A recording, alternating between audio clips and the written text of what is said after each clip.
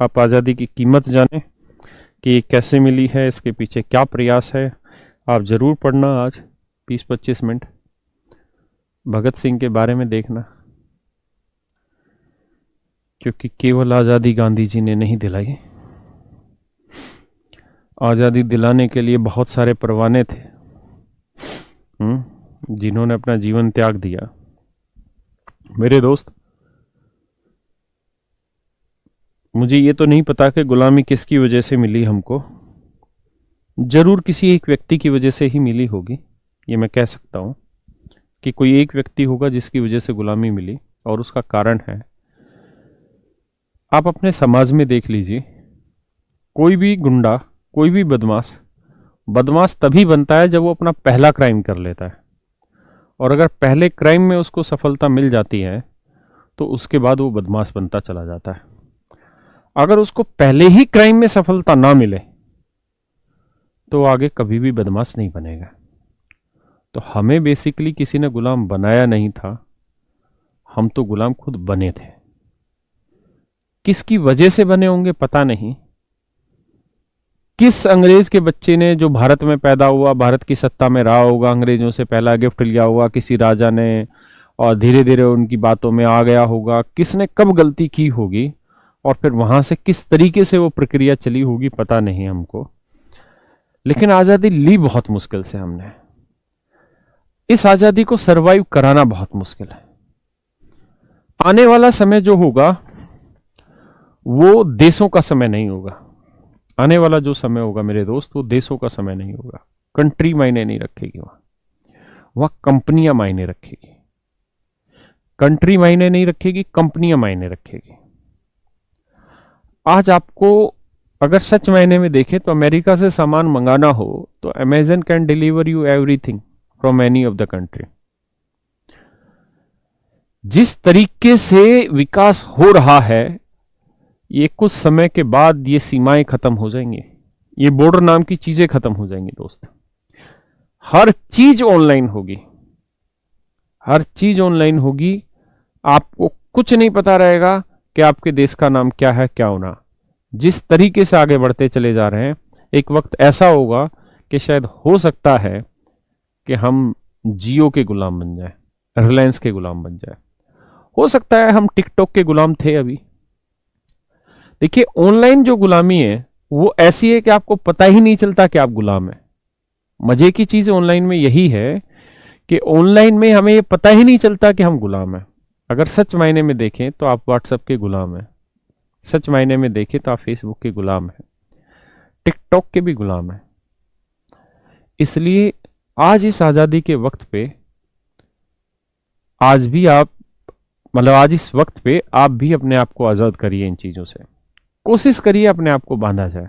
जैसे मैंने था, मेरे घर में कंप्यूटर है, मेरे पास इतना सामर्थ्य है कि मेरे घर में एक छोटा सा कंप्यूटर है, तो मैंने क्या किया, अपने मोबाइल से फेसबुक को उड़ा दिया और मैंने सिस्टम में फीड कर दिया उस ऐप। तो मुझे जब भी उस पर बात करनी होती है, फेसबुक पे देखना होता है कुछ क्या चल रहा है, अपना कोई पोस्ट शेयर करना होता है एडवर्टीजमेंट के लिए, तो मैं उस कंप्यूटर को ओपन करता हूं और तब जाके वहां मैं अपने लाइक कमेंट वगैरह जो मुझे देने होते हैं वो देख देता हूं। मैंने व्हाट्सएप को भी अब अपने सिस्टम से बंद कर दिया है, मतलब मोबाइल से हटा दिया। व्हाट्सएप भी मैंने अब कंप्यूटर पे चला दिया है। उसका फायदा ये है कि मैं पूरे दिन में आधा घंटा निकालता हूं और उस आधे घंटे में मैं अपनी सोशल जितने भी अकाउंट है उनको पूरा चेक करता हूं, चाहे मेरा व्हाट्सएप हो, चाहे मेरा फेसबुक हो, चाहे मेरा जीमेल हो, चाहे टेलीग्राम हो, कुछ भी हो इस तरह का। पहले क्या होता था, सारे दिन फोन में रहता था, सारे ऐप, एक मैसेज आया तो भी उसमें होता साला कुछ नहीं था, से शायरी लिख के भेज रहा, कोई कुछ भेज रहा, कोई दुनिया भर के ग्रुपों में ज्वाइन करा दे रहा है, लेकिन वहां समय खराब होता था, उसे देखने में वक्त खराब होता था। मेरे भाई, आज का जो दिन है ये डिजिटल गुलामी से बाहर आने का दिन है। कोशिश करिए कि अपने मोबाइलों से इन कंपनियों को एटलीस्ट कुछ वक्त के लिए दिन में बाहर निकाला जाए। अगर आपके पास ऐसा साधन है जहां ये चीजें दूसरी जगह चल सकती है, तो कोशिश करिए कि कंप्यूटर में इन ऐप को रखा जाए ताकि आपका एक स्पेसिफिक टाइम ही उसमें यूज हो। अगर ऐसा नहीं हो सकता और आपके पास एक ही साधन है या एक ही मोबाइल है, तो मेरे प्यारे बच्चों, फिर अपना एक समय निश्चित करिए कि हम केवल उसी समय पर फोन का ये ऐप इस्तेमाल करेंगे और अपनी आदत को मजबूत बनाएंगे। आज का युवा युवा तो है ही नहीं, झंडू है। झंडू क्यों? क्योंकि उसको अपनी इच्छाओं पे काबू ही नहीं है। इच्छा मतलब उसके हाथ पे ही उसका काबू नहीं है। उसको पता ही नहीं रहता कि वो फेसबुक देखता देखता कब आधे घंटे का समय खराब कर देता है, कब वो आधा घंटा व्हाट्सएप पे लगा रहता है, जबकि एक लड़की का साले के पास मैसेज नहीं आएगा फिर भी व्हाट्सएप पे लगा रहेगा। या 10 लड़कियों के भी आते हैं तो टाइम ही खराब कर रहा होता है, उससे कुछ होना जाना थोड़ी होता है। तो मेरे भाई इस बात को ध्यान दो, आज आजादी है लेकिन आजादी इन मोबाइलों से भी लो, आपको लेनी चाहिए। मैं एक चीज पढ़ रहा था अभी थोड़े दिन पहले कि एक बच्चे ने, छोटा बच्चा था 6ठी 7वीं क्लास का, उस बच्चे ने आत्महत्या करने की कोशिश की। उसने की भी आत्महत्या, लेकिन उसकी हुई नहीं सफल। तो उसके माँ बाप उसे हॉस्पिटल ले गए, बचाया। तो बाद में पता चला कारण क्या है। तो पता चला कारण यह है कि उस बच्चे ने अपने बाप से मांगा मोबाइल, के मोबाइल दे दो, मेरे को गेम खेलना है। बाप ने कहा कि यार मुझे कुछ काम करना है, मैं अभी नहीं दूंगा, चल रहने दे। बच्चे को इतना गुस्सा आ गया कि वो फिर आत्महत्या कर गया कि मुझे मोबाइल नहीं मिला। ये सच है, ये दोस्त सच है, इसमें झूठ नहीं है। मेरे भी बच्चे, मेरे 3 बच्चे, मैं अपने बच्चों को अपना मोबाइल कभी हाथ नहीं लगाने देता। लेकिन मेरी भी घर में कुछ समस्याएं हैं। मेरी वाइफ के फोन को यूज करते हैं, अपनी मम्मी के फोन को, और मैंने उनको कई बार समझाया है कि गलत कर रहे हो, लेकिन उनको शायद समझ नहीं आता। और मैंने भी जीवन में एक धारणा बना रखी है कि औरत को एक हद से ज्यादा मत समझाओ, बढ़िया रहता है। एक हद तक ही समझाना चाहिए, उससे हद से ज्यादा कभी नहीं समझाना चाहिए। तो मैं नहीं समझाता, लेकिन मैंने अपने ऊपर नियंत्रण किया हुआ है। दोस्त, आने वाली नस्लें बर्बाद होंगी, बर्बाद। आप अगर मेरे शब्दों का बुरा ना माने और अगर आप मुझे एक मैच्योरिटी लेवल की तरफ समझे, तो आने वाले बच्चे ये वाले होंगे, ये वाले, मैं गारंटी कह सकता हूं। आने वाले बच्चे 100% ये होंगे, आने वाली जनरेशन ये होगी। और उसका कारण ये मोबाइल है। साला क्रिकेट खेलना हो तो मोबाइल में, रम्मी मम्मी खेलते रहेंगे तो मोबाइल में, बंदूक चलानी है तो मोबाइल में। असलियत में तो बंदूक चलती ही नहीं है, असलियत में भाग दौड़ पाते ही नहीं है, असलियत में कुछ कर ही नहीं पाते हैं, सारे दिन मोबाइल में लगे रहते हैं। मेरे पिताजी की आज के समय में आंखें भी ठीक है, कान भी ठीक है, लेकिन मैं गारंटी के साथ कह सकता हूं कि इस हिंदुस्तान की 10 साल के बाद 80% जनसंख्या ऐसी होगी जो अंधी होगी, जिनके सालों के इतने मोटे मोटे गिलास चढ़ रहे होंगे, देख नहीं पाएंगे। क्यों? मैक्सिमम टाइम उनका मोबाइल में जाता है, मैक्सिमम टाइम उनका मोबाइल में जाता है, अधिकतर समय उनका मोबाइल में जाता है। सुबह अलार्म लगाते हैं उठने के लिए, सुबह अलार्म लगाते हैं उठने के लिए, लेकिन उठते ही मोबाइल उठाते हैं और फिर व्हाट्सएप देखने लग जाते हैं, फेसबुक देखने लग जाते हैं, चैटिंग करते हैं, हाय हेलो। अरे हरामियों, क्या रखा है गुड मॉर्निंग में? क्यों साले अपना टाइम खराब कर रहे हो? सुबह अलार्म लगा देते हैं और अलार्म जब बजता है तो फोन उठाते फिर फोन पे लगते हैं। आज आप देखिए कि सर 70% मैंने ऐसे बच्चे देखे हैं अपनी कोचिंगों में भी। कोचिंग तो फिर भी हमारी ठीक है, क्योंकि हमारे यहां फिर भी गरीब बच्चा पढ़ता है। एसएससी का बच्चा, अमीर बच्चा तैयारी नहीं करता, हमारे जैसे गरीब परिवार का ही बच्चा होता है। वो फिर भी कहीं ना कहीं हल्का सा शरीर से ठीक होता है। लेकिन आप अदर कोचिंग में देखोगे ना तो 80% बच्चा फूला पड़ा, भटूरा बना पड़ा। आपको क्या लगता है इनकी शादियां होंगी तो क्या कामयाब होंगी? नहीं होंगी। डिवोर्स के केसेस बढ़ेंगे, मां बाप पछताएंगे कि यार मेरे बच्चे का जीवन खराब हो रहा है, उसकी शादी का जीवन खराब हो रहा है। आज वो इस बात को नहीं समझ पा रहे हैं कि तुम ही वो दोषी हो कि वो भटूरा उसका बन रहा है। तुम उसके मोबाइल, हाथ में मोबाइल आज ही पकड़ा दे रहे हो। तुम इस बात को क्यों नहीं समझते कि वो साला वो सब कुछ देखेगा जो उसे देखना है। और पता है ये ऑनलाइन ऐसी चीज है, ये दोस्त ऑनलाइन ऐसी चीज है कि बच्चे को गलत चीज अपने आप दिख जाएगी, बच्चे को गलत चीज अपने आप दिख जाएगी। भाई साहब, मैं एक सर्वे पढ़ रहा था यूट्यूब पे, आप बच्चे समझदार हैं, विद्वान हैं, सुशांत वाला, और उसमें एक वीडियो ट्रेंडिंग पे गई हुई थी और वो ट्रेंडिंग पे जो वीडियो गई थी वो ये थी कि नो अबाउट रिया चक्रवर्ती। और अब मैं और शब्दों का इस्तेमाल नहीं करना चाहता कि वो क्या जानना चाहते थे रिया चक्रवर्ती के बारे में। सर नंबर 1 ट्रेंडिंग पे थी वो वीडियो। कौन लोग उसे देख रहे हैं? वही जो अपने मार्ग से भटके हुए हैं। 1-2% लोग हैं जो अपनी ऑब्जर्वेशन के लिए, अपने सर्वे के लिए, इन चीजों के लिए देखते हैं।